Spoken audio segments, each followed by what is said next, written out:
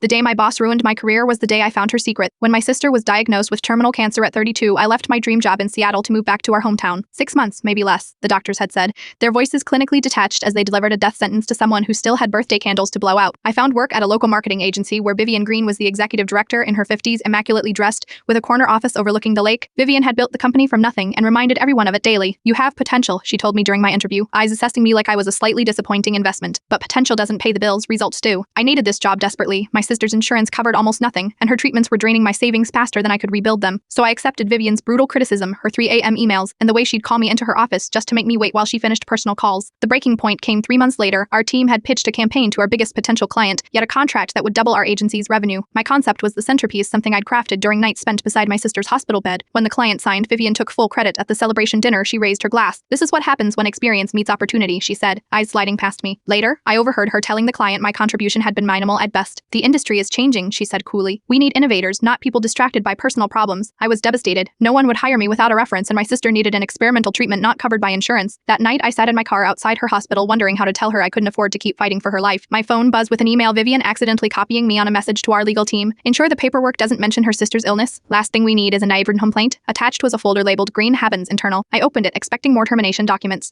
Instead, I found years of falsified client billings, tax documents with 2 different sets of numbers, and evidence that Vivian had been embezzling from client accounts for years. My hands trembled as I forwarded everything to myself, then replied to all, I believe you sent this to me by mistake. I'll be keeping a copy for my records. 15 minutes later, my phone rang. Vivian's voice was brittle. What do you want? My job back with a raise that covers my sister's treatments, I said calmly, and full credit for the campaign I created. You are blackmailing me, she hissed. No, I am negotiating. Blackmail would be me sending these files to the board and our clients. The next day, I was reinstated with a 40% raise and named creative director. Vivian announced my promotion herself. Her smile stretched so tight I thought her face might crack. 6 months later, my sister entered remission. 3 months after that, an anonymous tip led to an audit of Vivian's finances. I watched from my new office as she was escorted out by security last week. I saw her at a coffee shop wearing discount store clothes, scrolling through job listings. When our eyes met, I smiled and paid for her coffee.